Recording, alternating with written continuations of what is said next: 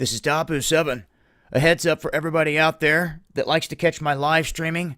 I want you to know that it will be solely on DLive this Saturday from Louisville. The NFAC is set to be in downtown doing a formation and a march.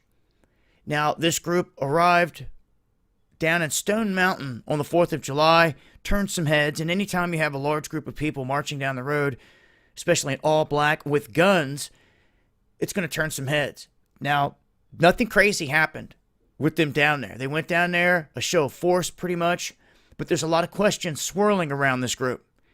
And with that said, when you have a group, what is a group? It is full of individuals, and each and every individual is their own person in this.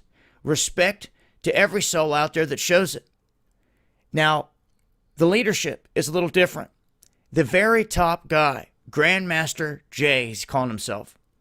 There's a lot of questions flying, and it seems like there's some not so good stuff coming out of this right out the gate. One of the things is that this guy's been caught wearing a Staff Sergeant 9, I believe that's what they said, Sergeant level 9 insignia on civilian clothing.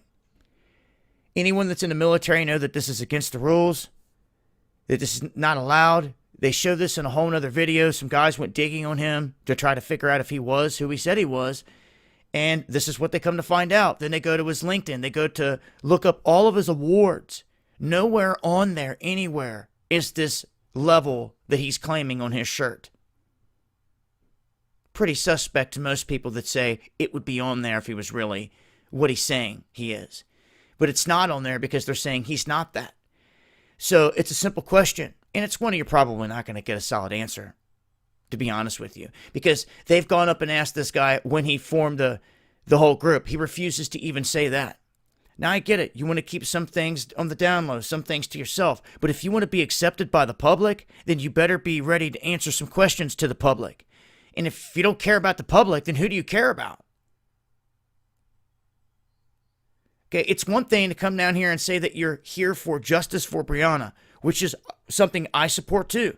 I'll be standing there right alongside that message. We need justice for Breonna Taylor and the guy that got murdered in front of his food joint by the National Guard and the police, swept under the rug. I dig that. I'm down for that. But anything else that goes out of those bounds that threatens people is garbage. Now, they say they're not going to be down there to threaten people. Okay, so I want to make that clear. They spoke to the city of Louisville. They're accepting of them coming down and doing all this. Kentucky is an open carry state. It's a constitutional carry state, meaning that you can open carry or you can carry on your persons if you're allowed to carry, meaning if you're not in any trouble, have any felonies, meaning it's the wild, wild west around here. Okay, and it's just the way that we like it. Because when there's plenty of armed people, if some idiot wants to show up popping off shots, you've got everybody around drawing down on him, and it's going to end it quick. I really hope nothing happens at this event. He does use strong language to try to tell anybody that if they want to show up against him, they will respond. They will not be the aggressors, but they will respond with pure aggression if anything happens. Let's just hope the federales, somebody up here, hasn't got something concocted for something to go down. That's the first thing I'm on when I get up here, checking rooftops, looking for federales, and looking for suspect crap. Because that's the stuff you have to be watching for. So, here in America, we're free to do these things, come together as groups, to march, to flex our rights.